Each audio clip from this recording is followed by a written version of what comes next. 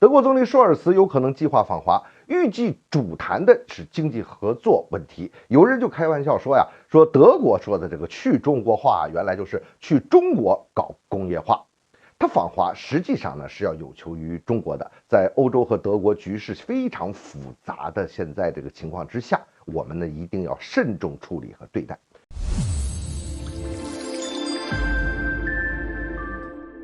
欢迎来到张斌观察。很多外媒就报道说，舒尔茨将于11月初访华，我们这边还没有证实。不久前呢，舒尔茨在柏林机械工程峰会上，他就批评美国，说与中国脱钩将是完全错误的道路。看来他这个态度是非常的明显了。你看，近20年来啊，德国这个经济强劲的根本原因呢，就是那个所谓的默克尔模式，也就是做好技术和产业的深耕，利用俄罗斯的廉价能源以及廉价的原材料，还有中欧和东欧地区的劳动力，最重要的就是我们中国的市场和产业供应链。但是德国呢，并没有完全的自主权，无法决定自己的战略方向。俄乌冲突一爆发，北溪油管都给炸了，而且呢，现在炸了都还不太敢说话。芬兰这边还说呢，说这原因可能是太敏感了。你看看，在这么一种情况之下呢，它这个能源自主它就没了呀。所以我们中国的这个市场和供应链就显得是尤为重要。虽然德国是有求于我们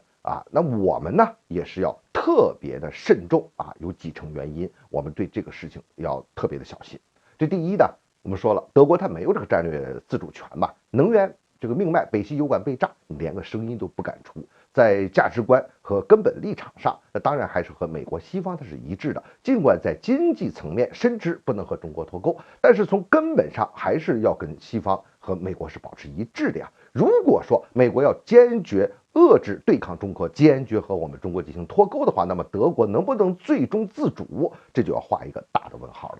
第二，就舒尔茨本人来说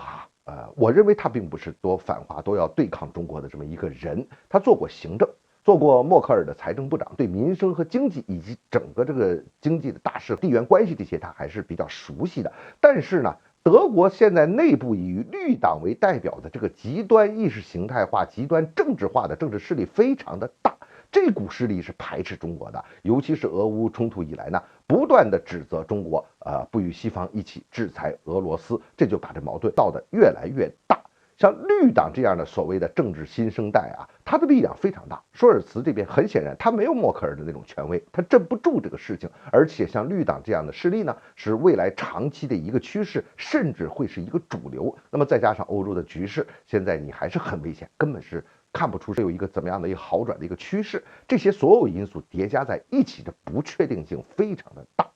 第三，你说现在的德国政府它还是那个红绿灯政府嘛，反复性太强了。俄乌冲突一爆发，绿党不是占着优势吗？那紧跟着美国。可是北溪油管一被炸了之后呢，德国民调显示超过90%的民众认为这个被炸可是和美国有关的。这一下绿党倒是不出声了，舒尔茨呢他们所代表这个势力略占上风。但是你说这种势头你能持续多久呢？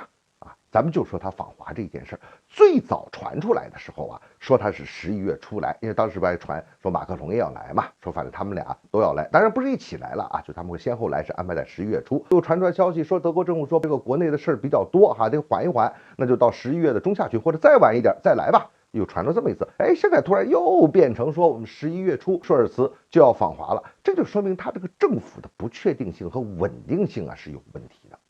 第四，咱们从资本的角度来看，虽说这个金融资本和这个产业资本尤其是这个工业资本，它的属性还不太一样，它的运行方式也不太一样，但是它最终的流动方向它还是一致的，并且具有很强的政治属性。俄乌冲突之后呢，欧洲的资本大头呢还是往美国要流还是流到美国。以德国为代表的产业，尤其是工业资本，很大一部分确实是选择了我们的中国，它这是一个遵循市场规律的事情。但是如果美国强制来遏制中国，强制硬脱钩的话，那么这些到了中国的产业资本，包括这些工业资本，会不会再撤出呢？这个事儿也不好说。